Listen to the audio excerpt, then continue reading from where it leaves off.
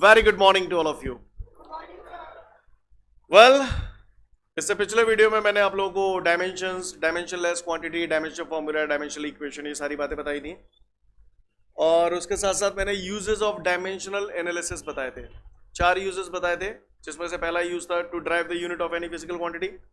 दूसरा यूज था to convert the unit from one system to another system.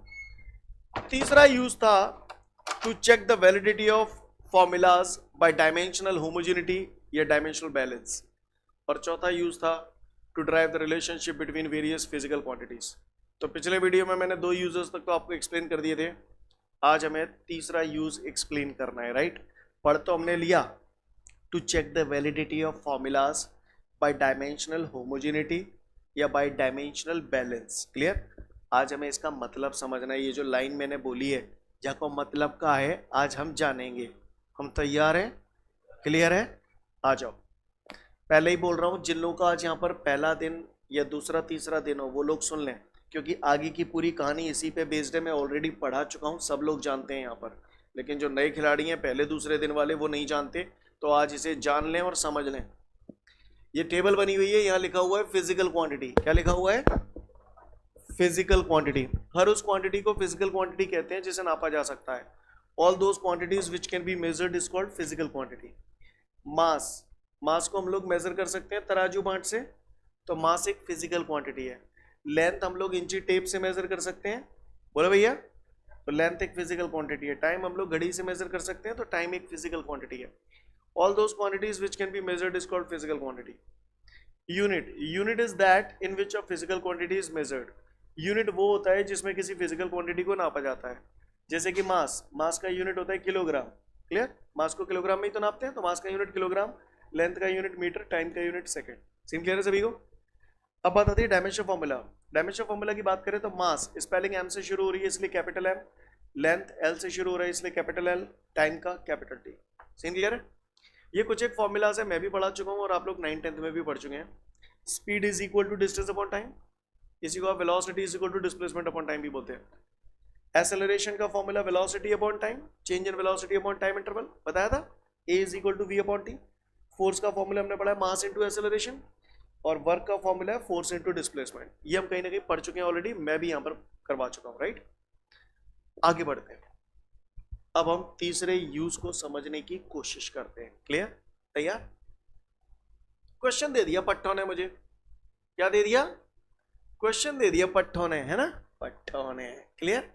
Question मुझे ये दिया है, चेक द, 1 मिनट और रुको तो उसके बाद करूंगा। टेबल समझ में आ गई सभी को? एक बार मुझे थोड़ा सा प्रैक्टिस करेंगे हम लोग इस पर, फिर चलेंगे आगे। मुझे ये बताओ, टेबल देख के जवाब दे सकते हो, किलोग्राम का डायमेंशन फॉर्मूला क्या है? कैपिटल एम, है ना, क्योंकि किलोग्राम मास होता है, डायमेंशन फॉर्मूला कैपिटल एम। मैं पूछूं क्विंटल, क्विंटल का डायमेंशन फॉर्मूला क्या होगा? तो मुझे मालूम है क्विंटल जामे तो दर्शन कितना है ना रहे, पर क्विंटल मास होता है, लेंथ होता है या टाइम होता है? क्विंटल वजन होता है, कुंटल जिसको आप बोलते हो, बोलो भैया। तो कुंटल वजन है, मास है, तो डायमेंशन फॉर्मूला क्या हो जाएगा? कैपिटल है। मैंने पूछा किलोमीटर का डायमेंशन फॉर्मूला क्या होगा? तो मुझे मालूम है किलोमीटर वजन तो है नहीं, टाइम तो है नहीं, किलोमीटर क्या है? लंबाई है, लेंथ है, तो डायमेंशन फॉर्मूला क्या हो जाएगा? कैपिटल है। मैंने पूछा डिस्टेंस का डायमेंशन फॉर्मूला क्या होगा? तो मुझे मालूम है डिस्टेंस मीटर में नपती है, डिस्टेंस एक प्रकार की लंबाई है, लंबाई है, तो डायमेंशन फॉर्मूला क्या हो जाएगा? Capital L. जो बोल रहा हूं समझ में आ रहा है? क्लियर है सभी को? मिनट का डायमेंशन फॉर्मूला कैपिटल टी, क्योंकि मिनट टाइम होता है। Hour capital T. रेडियस है कैपिटल एल, क्योंकि रेडियस मीटर में नपेगी। रेडियस एक प्रकार की लंबाई है, लेंथ है, तो dimension formula capital L. Scene clear है? तो अब सुनो, तीसरा यूज समझने की कोशिश कर रहे। चौधरी बात मत करियो, तीसरे नंबर पे जो बैठो तो ही कह रहा हूं। क्लियर है ना? समझ गया ना? तो सही कह रहा हूं। देखते हैं तीसरा use, check the validity of formula by dimensional balance और dimensional homogeneity. Look at the board everyone. एक बात और, ये जितनी भी फिजिकल क्वांटिटी यहां पर लिखी हुई हैं, इन्हें हम लोग फंडामेंटल क्वांटिटीज बोलते हैं। कौन सी बोलते हैं? Fundamental quantities. चलिए काम करते हैं उससे। मुझसे कहा जा रहा है कि भैया इस फॉर्मूले को चेक करके बता दो जी सही है कि नहीं है. He is telling you check the validity of this formula, whether this formula is correct और नॉट. इस फॉर्मूले को चेक करके बताओ ये सही है या नहीं है. और उसने यहां ये भी बोला है कि यहां पर जो एस है ना वो एस डिस्प्लेसमेंट है. क्या है? डिस्प्लेसमेंट. ए जो है वो एसेलरेशन है. क्या है? हाँ. और टी जो है दैट इज टाइम. ऐसा उसने बोला है क्वेश्चन में. अब वो कह रहा है या चेक कर लियो लला जिससा ये के ना ने. क्लियर? तो करें चेक. मैथमेटिक्स में बड़े सवाल करते हो आप लोग. LHS बराबर RHS आ जाती है तो सही है, और अगर LHS बराबर RHS के नहीं है तो बहुत ज्यादा सही है? गलत है. समझ में आता है ना सभी को? अगर LHS बराबर RHS आ जाए तो सही है और बराबर नहीं है तो गलत है. क्लियर है? तो बस कछु बचो ना ने कहानी खत्म. आओ इधर. कह रहा है चेक करो इसको. आओ चेक कर लो चेक कर लो. सॉल्यूशन देखो. पूरा अटेंशन ऑन द बोर्ड देंगे. एस क्या है? डिस्प्लेसमेंट फंडामेंटल है या नहीं है? क्योंकि डिस्प्लेसमेंट मुझे मालूम है मीटर में नपता है. एक प्रकार की लंबाई है. फंडामेंटल है. क्लियर है? तो बिल्कुल चेंज करने की जरूरत ना ने. बेसो की बेसो दत दो. क्लियर? फंडामेंटल है. सबको फंडामेंटल में ही तोड़ते हैं ना पहले. हाफ जा पापा करो. इसका क्या यूनिट होगा? कल पढ़ाया था डायमेंशनलेस क्वांटिटी. तुम्हारे के हाथ हैं? दो के आगे ऐसे बोलते 2 किलोग्राम, 2 मीटर, 2 लीटर नहीं बोलते ना. 2 नंबर ही तो बोलते हो. तो मैंने बताया था प्योर नंबर और प्योर रेशो उनका कोई यूनिट नहीं होता, कोई डायमेंशन फॉर्म नहीं होता. अब आप बताओ 1/2 का क्या होगा? कुछ नहीं, क्योंकि 1/2 नंबर है. यस और नो? चलो तो 1/2 की हत्या हो गई. कौन? अब क्या बचा? एसेलरेशन. एसेलरेशन फंडामेंटल में है क्या? हो दो. एसेलरेशन का फॉर्मूला v/t. बोले भैया तो ए की जगह क्या टांग दूं? v/t into T square. T T square cut गई. बोले भैया अब आ जाओ. अब इसमें फंडामेंटल कौन है? टाइम फंडामेंटल है. बोले भैया v फंडामेंटल है क्या? चलो आगे बढ़ रहे हैं. तो टी तो फंडामेंटल है. v को फोड़ो. v बराबर d/t. बचपन में पढ़े नहीं पढ़े? d/t. टी कटेगो. टी कटेगो. कटेगो नहीं कटेगो? कटेगो. चलो आ जाओ. तो s बराबर d. d फंडामेंटल है या नहीं है? ये भी फंडामेंटल, ये भी फंडामेंटल. बोलो फंडामेंटल. फंडामेंटल काम खत्म. चलो रखो यूनिट. यूनिट रख रहे. एस डिस्प्लेसमेंट था. डिस्प्लेसमेंट का यूनिट मीटर. डिस्प्लेसमेंट मीटर में ही तो नापोगे. मीटर लिख दो. डी डिस्टेंस है. मीटर. मीटर बराबर मीटर. LHS बराबर RHS. यानी फॉर्मूला करेक्ट है. सुनो यहां तक क्लियर है? या तो यहीं छोड़ दो और आगे बढ़ाना है. और सुनो मीटर. मीटर का डायमेंशन फॉर्मूला तो मुझे मालूम है मीटर लेंथ है तो डायमेंशन फॉर्मूला कैपिटल एल. तो ऐसे लिखो कैपिटल एल. बोलो पावर कितने गए जहाँ पे? 1. सिर्री बता देगो. चलो जाको. जो मीटर है पावर कितने गए एल पे? जानता हो? बड़े जानकार हो. कहा ये बैलेंस का हो तो है. तराजू. कौन सी राजू? तराजू. बैलेंस. बैलेंस है. बैलेंस. बैलेंस कब होता है? जब कांटो बीच में आ जाता है, सुई तुल जाते हैं चीजें. बोलो बैलेंस का मतलब क्या है? 2 उलंग 1 बरोबर. यस और नो? आओ इधर. कल बड़ा बोल रहे थे डायमेंशन. डायमेंशन किसको कहते हैं? डायमेंशन. कैसी डायमेंशन है? बैलेंस है. Dimensional balance. Got it everyone? Dimensional balance का मतलब समझ में आया? जो डायमेंशन यहां होगी वही डायमेंशन अगर जा लगे तो दोनों बैलेंस है. नहीं आई बात समझ में? इसी को हम लोग डायमेंशनल होमोजेनिटी भी बोलते हैं. डायमेंशनल यानी डायमेंशन आप समझिए. होमोजेनिटी का मतलब सेम. जो यहां है वही वहां है. बोलो भैया क्लियर है? तो आपने फॉर्मूले को चेक किया. तो to check the validity of formulas by dimensional balance या बाय डायमेंशनल होमोजेनिटी. लाइन का मतलब समझ में आया? तीसरा यूज क्लियर हुआ आपको? क्लियर? To check the. अब तो एग्जाम में केवल इतना लिख देना to check the validity of formulas. Easy है? यस और नो? हाँ बाकी का मतलब समझ में आना चाहिए। डायमेंशनल बैलेंस का मतलब क्या है या डायमेंशनल होमोजेनिटी का मतलब क्या है। कल को मैंने क्वेश्चन दे दो, check the validity of this formula, तो आप कर लोगे। अगर मैंने यहाँ लिख दी check the validity of this formula by dimensional balance, तो फिर सोचे जी क्या होता है, डायमेंशनल बैलेंस क्या होता है, तो पता होना चाहिए क्या होता है। समझ गया आप मेरी बात को? सीन क्लियर है? तो कैसे फॉर्मूला चेक करना है, समझ गए?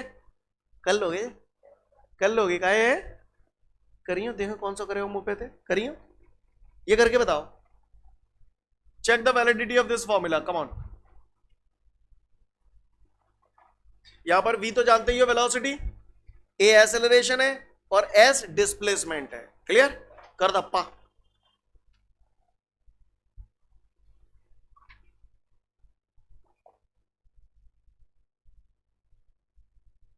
ये देखते हैं, है ना, देखते हैं। जिन लोगों का आ गया बहुत सुंदर बात है, जिन लोगों का नहीं आया वो उससे भी ज्यादा सुंदर बात है। तो आइए देखते हैं। पट्टन ने मोती न्यो कही है कि मैं v स्क्वायर बराबर 2as इसकी वैलिडिटी चेक करूं whether this formula is correct or not। तैयार? v फंडामेंटल है क्या? v फंडामेंटल है? टेबल में था वो?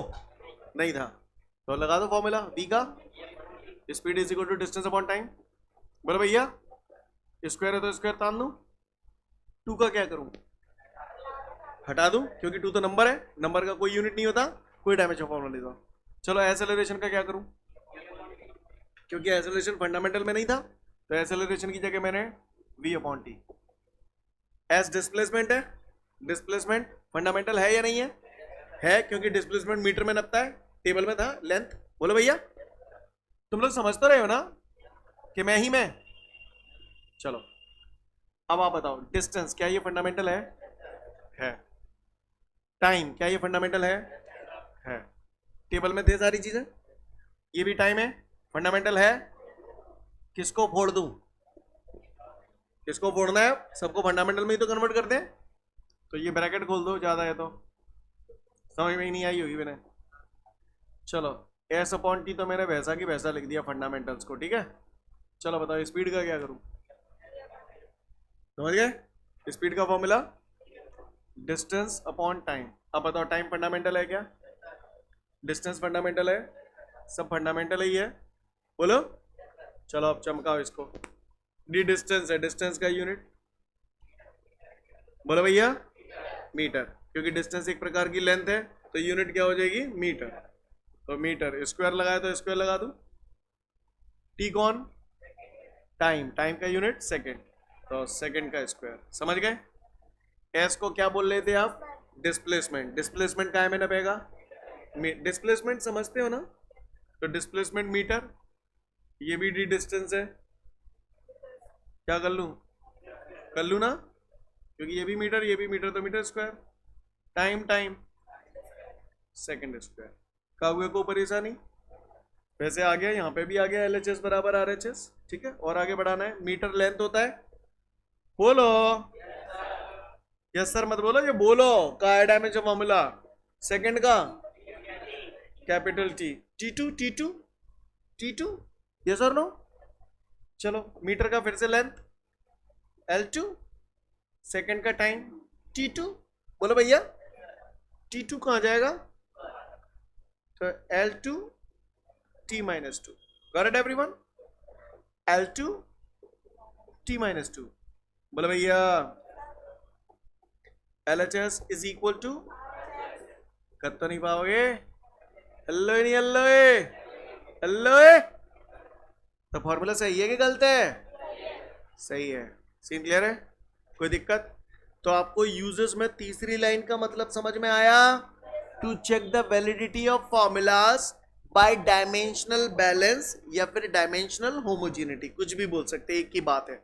डायमेंशनल होमोजेनिटी है कि नहीं है बताओ? यहाँ पे L पे 2 आ रही है तो जहाँ L पे 2 आ रही है, यहाँ पे T पे -2 आ रही है तो वहाँ पे -2 आ रही है, सेम टू यू है। बोलो भैया कोई दिक्कत? उम्मीद करता हूँ आप लोग समझ गए, ठीक है। यूजेस के बाद 2 क्वेश्चन दिए हैं, क्लियर। एक तो ये वाला है, शायद यही होगा, देखो जरा यही है ना, check the validity of formula S is equal to half AT square, और दूसरा वाला यही होगा v स्क्वायर बराबर 2as। क्लियर? देख लो फटाफट सॉल्यूशन समझ में आ रहे हैं कि नहीं आ रहे हैं। चलिए उम्मीद करता हूं सभी का हो गया होगा। अगला एक दे रहा हूं, उसकी प्रैक्टिस करके बताओ फटाफट, जल्दी से करके बताओ मुझे, ठीक है? देखे कौन सा करे हो मुंह पे थे। टी बराबर 2 pi under root L upon G, यही है अगला नोट्सों में भी। हमें इस फॉर्मूले की वैलिडिटी चेक करनी है। इशारा कर रहा हूं, बस इशारा कर रहा हूं, उसको समझ लो, उसके बाद करना। अभी रुक जाओ 2 सेकंड। वो कह रहा है check the validity of this formula T is equal to 2 pi under root L upon g, right? यहां पर टी जो है दैट इज टाइम। एक्चुअली ये फॉर्मूला है time period of simple pendulum. Chapter पढ़ाऊंगा ऑसिलेशन, सेकंड लास्ट चैप्टर है पूरी physics का, राइट? वहां पर ये फॉर्मूला हम लोग प्रूव भी करेंगे कि आया कैसे, ये फॉर्मूला कहां से आया, राइट? फिलहाल यहाँ टी टाइम है, 2 आप जानते ही हो, पाई आप जानते ही हो, पाई 3.14 फिक्स वैल्यू होती है। एल लेंथ है, कितने गई समझो बस। जी, जी के बारे में जानना है। जी को हम लोग बोलते हैं, इशारा कर रहा हूं, वैसे तो आपने, अरे हाँ ये भी तो आपने पढ़ा है, गाइड 9-10 में पढ़े ना इक्वेशन ऑफ मोशन। v बराबर u plus A T, S बराबर U T plus half A T square, V square बराबर यू स्क्वायर प्लस 2as, बोलो। और ग्रेविटी में जब मूवमेंट होता है तो एक ही जगह g आ जाता है, acceleration due to gravity. Small g की वैल्यू कितनी होती है? 9 पॉइंट, देखो ये बोला 9.8, वेरी गुड, शाबाश, क्लियर, पता है जाका तुमने पढ़ो ना कहीं उनने। जी को बोलते हैं, कोई बात नहीं, मैं हूं ना, डर क्यों रहे हो आप, आग लगा देंगे मोहल्ले में। जी को बोलते हैं एक्सेलरेशन ड्यू टू ग्रेविटी। अब ये होता क्या है, वो सब चीजें गई तेल लेने। फिलहाल जी क्या है, यहां पे एक्सेलरेशन है। जी को मैं क्या बोल रहा हूं, एक्सेलरेशन ड्यू टू ग्रेविटी। तो G is a kind of acceleration. तो मैं जो लिख दूं सजाए, एक स्टेप कर रहा हूं फिर नहीं करेंगे। 2 पाई अंडर रूट एल, अब जी की जगह क्या लिख दूं, ए है ना एक्सेलरेशन, तो मैंने ए लिख दिया। अब आगे खुद बढ़ाओ, चलो अब नहीं करूंगा मैं, ठीक है? करो दप्पा। चलिए जिनका हो गया बहुत अच्छी बात है, जिनका नहीं हुआ लुक एट द बोर्ड। चलो बताओ, पता चला टाइम फंडामेंटल है। तो टोपा को क्या करूं, क्लियर क्लियर, 2 कांस्टेंट पाई 3.14, ये भी एक नंबर है, नंबरों को क्या करते हैं, ठीक है हटा दो। अंडर रूट भैंसों की लेंथ कैसो है, फंडामेंटल, भैंसों की एक्सेलरेशन फंडामेंटल है? तो बताओ एक्सेलरेशन की जगह v upon T, upon T कहां पहुंच जाएंगे, अपॉन टी कहां पहुंच जाएंगे। सीन क्लियर है? चलो आइए देंगे, बताइए कौन सा बता रहे हो मुंह पे थे। अंडर रूट एल, ये तो फंडामेंटल है ही है, टाइम भी फंडामेंटल ही है। अब बताओ स्पीड क्या करूं, तो डी अपॉन टी कहां पहुंच जाओ, ऊपर, कागुए को ऊपर ऐसा नहीं, टाइम फंडामेंटल है, डिस्टेंस फंडामेंटल है। अब धरो यूनिट, टाइम का यूनिट सेकंड अंडर रूट। कोई अगर यहीं डायरेक्ट डायमेंशन फॉर्मूला भी रखना चाहे तो रख सकता है, ऐसी कोई दिक्कत वाली बात नहीं है, समझ गए?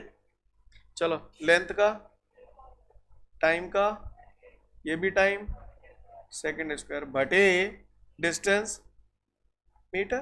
बोलो भैया, मीटर ते मीटर कट जाएगी, स्क्वायर ते रूट हट जाएगी, हट जाएगी नहीं हट जाएगी, तो क्या बच जाएगी, S is equal to S, second is equal to second, L H S बराबर आर एच एस।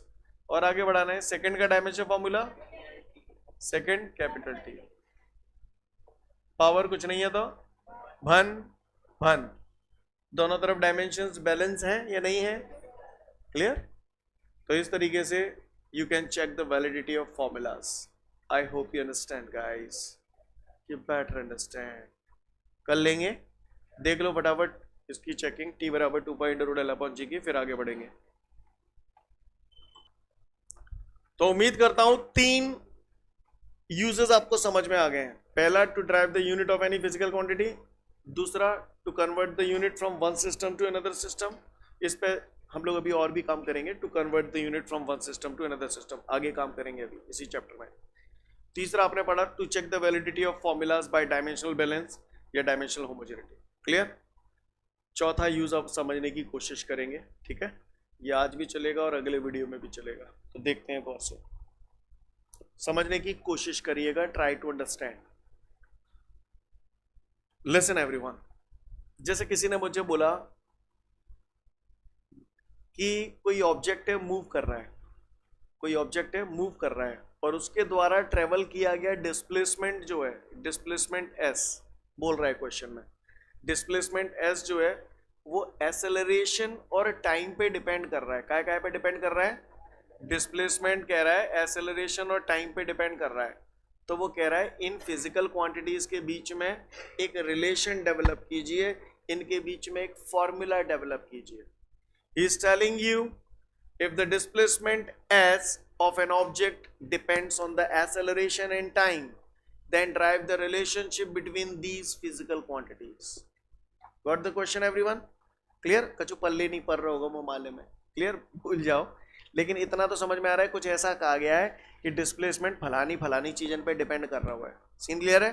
तो बस ये चीज जिन फलानी फलानी चीजन पे डिपेंड कर रहा है, तो ऐसा करके हम इक्वेशन बनाएंगे इस टाइप की। S डिपेंड कर रहा है इन दोनों पे, तो S is proportional to A and T। इन पे पावर मैंने अज्यूम कर ली X और Y। क्लियर? हर जगह आपको यही काम करना है, मैं अलग अलग सीन दे रहा हूं, ऐसे ही करके आपको इक्वेशन बनानी है, फिर जाके बाद जा मैं कचू बचेगा वो नहीं। क्लियर है? ये बात समझ में आई? चलो आप बताओ, मैं कुछ सीन बोल रहा हूं, आप बताओ। जैसे मैंने ये बोला था तो मैंने ये बना दिया, अब ऐसे आपको बनाना है, ठीक है? जैसे मैंने बोला वेलोसिटी डिपेंड्स ऑन, मैं लिख रहा हूं आपके लिए, velocity depends on acceleration and time. तो बताओ कैसे बनाओगे इसको? बोलो ना पर रो। v प्रोपोर्शनल टू a की पावर x t की पावर y। समझ गए? चलो मैं फिर से बोल रहा हूं, if the velocity of an object depends on acceleration and displacement, तो v प्रोपोर्शनल टू a की पावर x x की पावर y। समझ में आ रही बात? हर जगह आपको यही काम करना है, समझ पा रहे? क्लियर है?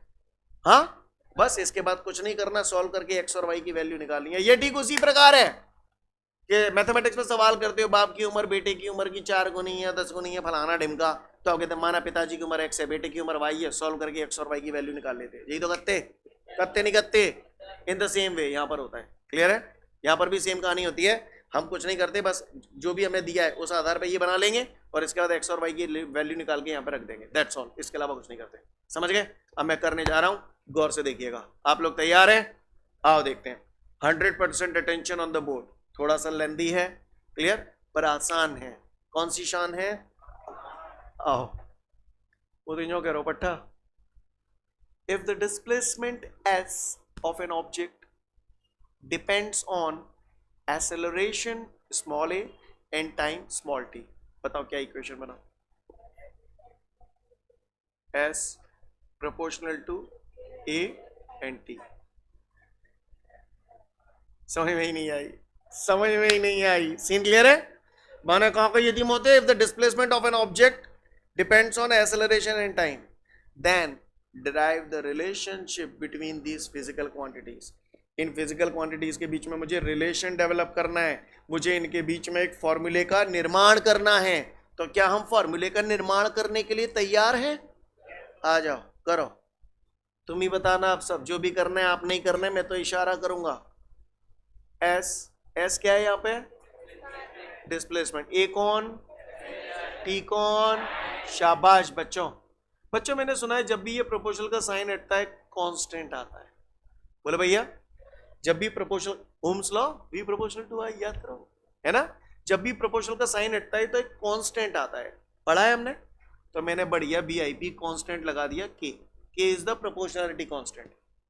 A की पावर x, T की पावर y।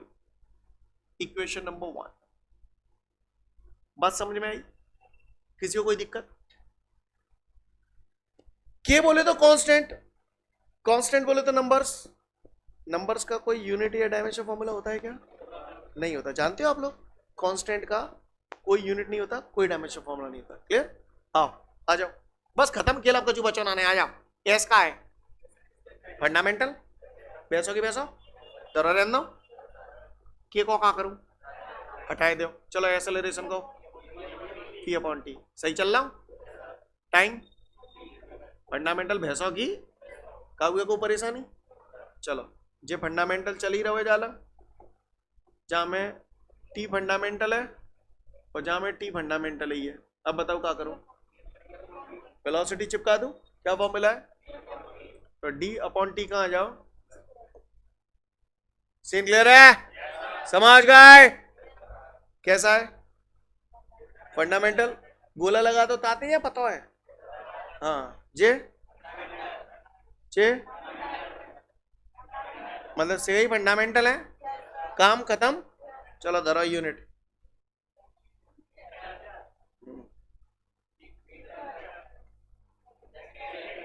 समझ गए ना, मुझे समझाने की जरूरत ना है। Displacement metre time time second second second square का हुए को परेशानी। चलो समझ गए, सोच ले। चलो और डायमेंशन फॉर्मूला लिखें, बोलो। कैपिटल एल पावर कितने गए, का हुए को परेशानी, परेशानी तो आवेगी। चलो चलो समझ गए, मीटर लेंथ होता है तो कैपिटल एल, सेकंड टाइम होता है तो capital T, two two clear है, हाँ सेकंड टाइम है कैपिटल टी वाई। समझ में आए, आगे बढ़ते हैं। वो नेट कट का को बात रहा है, आगे बढ़ो। लिसन एवरीवन, सब लोग ध्यान से सुनिएगा बेटा। एल की पावर 1 ये आ रहा है इज इक्वल टू, इसको खोल रहा हूं तो ये एल टी माइनस 2 की होल पावर एक्स। समझ में ही नहीं आई, एल तो ये आता है, जब टी टू ऊपर ले जाऊंगा तो टी की power minus 2 whole power X, और ये टी की पावर, समझ में ही नहीं आई, क्लियर है। चलो अच्छी बात है, ब्रैकेट खोल रहा हूं, एल पे पावर कुछ नहीं है तो ये 1, यहाँ टी पे पावर कुछ नहीं है तो 1। बोले भैया खोलो जरा ब्रैकेट है, पावर के ऊपर पावर होती है तो पावर का मल्टीप्लाई हो जाता है। बोलो एल की पावर कितने लिखूं, एक्स, क्योंकि 1 का मल्टीप्लाई एक्स से करोगे तो एक्स, टी का माइनस 2x, जगह खोल दो। बोले भैया सही जा रहा हूं ना, चलो आ जाओ यहाँ पे, कोई दिक्कत, सबके डायमेंशन फॉर्मूला लिख दिए, आओ ब्रैकेट लगा दो, ज्यादा है तो ये लगा ब्रैकेट, एल की पावर 1 एल की power x, correct, T T base same होते हैं तो पावर, बताओ टी की पावर कितनी लिखूं, माइनस 2x प्लस वाई। समझ में आई, बोलो मेरे भाई, को परेशानी, जहां में एल आ रहा हो जहां में एल टी आ रहा है। मैंने इसको लिखने का एक अलग अंदाज भी बताया था, है ना, वो इसी दिन के लिए बताया था। इसको ऐसे भी तो लिख सकता हूं, सही है, जहां में एम की तो गुंजाइश है, एल और टी आ ही रहे,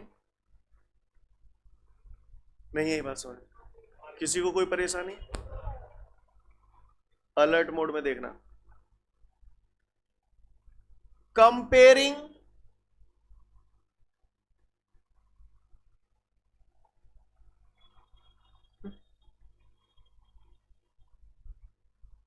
ये बताओ, 2 की पावर एक्स, सॉरी 2 की power X is equal to 2 की पावर 5, तो एक्स इज इक्वल टू, दोनों तरफ पावर को कंपैरिजन कर रहा हूं, ये सेम है तो ये भी सेम ही है, एक्स इज इक्वल टू 5 लिख सकता हूं।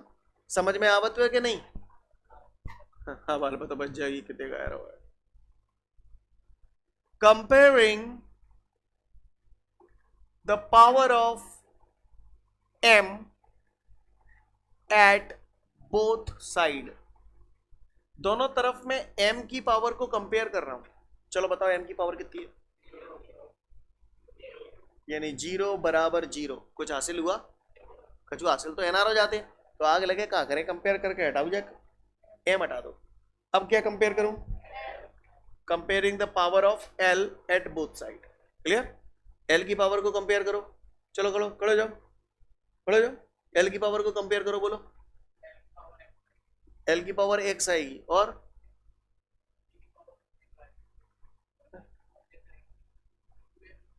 हवाले m की पावर कंपैरिजन कराई जाती ना, जो पीछे देखे हो तो यही हाल होगा। क्या लिखा है ये,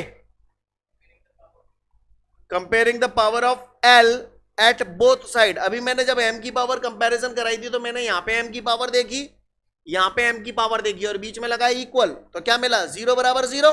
अब मैं L की पावर को कंपैरिजन कर रहा हूं तो मुझे क्या हासिल होने वाला है, यहां से 1, यहां से x और बीच में इक्वल टू, यानी मुझे ये हासिल हो गया। नहीं आई, कहा x की वैल्यू आ गई, कहा आ गई, यही तो निकालना है। अब का कंपैरिजन करूं, समझ गए। चलो, comparing the power of t at both side, दोनों तरफ t की पावर को कंपेयर कर रहा हूं। करवाओ भैया कंपैरिजन, करवाओ, खड़े जाओ, करवाओ कंपैरिजन, करवाओ, बोलो क्या लिखूं।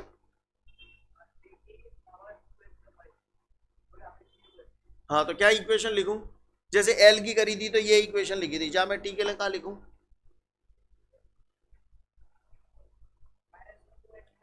हाँ और हाँ समझ गया ना। अरे भाई T की पावर कंपेयर करना, T की पावर 0, लो 0 बराबर और जा लेंगे -2x। समझ में ही नहीं आई, समझ में ही ना नहीं आई, मैंने कहा क्लियर है, आगे बढ़ जाऊं, आ जाओ। 0 -2 x की जगह 1 तानना हूं भाई, इसको इक्वेशन 2 नाम दे दूं तो ऐसे लिखूं बाई इक्वेशन 2, नहीं है बात समझ में। तो 2 इक्वेशन क्या कह रही है, x बराबर 1, x की जगह 1 रखूंगा तो -2 का 1 से मल्टीप्लाई करूंगा तो -2 ही आ जाएगा। ले लिख देता हूं तुम, नहीं तो 4 दिन आना रोओगे। अब ठीक है, कोई दिक्कत, -2 का 1 से मल्टीप्लाई करूंगा -2 पल्ली लग लागो, पल्ली लग मतलब जालंग, क्लियर है। तो +2 है जाओ, नहीं है जाओ, चलो अच्छी बात है। तो ये आ गया +2 बराबर y की वैल्यू आ गई, x की वैल्यू आ गई, क्या करूं अब, क्या करूं बोलोगे नहीं। तो put the value of x and y in equation first, equation first ये रही, s is equal to k a x, x कितना लिखूं तो 1 लिखने की जरूरत है, वो तो अंडरस्टूड है। t y कितना है 2, ये अपने फॉर्मूले का निर्माण कर दिया, नहीं है बस सीन क्लियर है। उसने केवल ये बताया था कि डिस्प्लेसमेंट एक्सेलरेशन और टाइम पे डिपेंड करता है, तो इनके बीच में क्या फॉर्मूला बनेगा, तो भैया ये बनेगा फॉर्मूला। वैसे आपको बता दूं ये होता है s बराबर हाफ AT², थोड़ा ज्यादा डिटेल में जाऊंगा तो s बराबर UT प्लस हाफ AT²। सुने इक्वेशन ऑफ मोशन 9th-10th में, कोई बात नहीं घबराओ मत, s बराबर हाफ AT²। तो आप देखो s आ गया, a आ गया, t² आ गया, लेकिन ये 1/2 आ पाया क्या, ये इस मेथड की सबसे बड़ी कमी है। इस मेथड से फॉर्मूला तो आप पूरा डिराइव कर दोगे लेकिन कांस्टेंट की वैल्यू नहीं निकाल पाओगे। This is the limitations of this method, clear. इस मेथड की ये कमी है कि इससे हम फॉर्मूला तो डिराइव कर देंगे लेकिन इस मेथड से हम लोग कांस्टेंट की वैल्यू फाइंड आउट नहीं कर सकते। जो बोला पल्ले पड़ा, देख लो फटाफट ये क्वेश्चन, फिर आगे बढ़ूंगा। ठीक है, तो फिर आज के लिए पर्याप्त है, अगले वीडियो में फिर मिलते हैं। जय हिंद।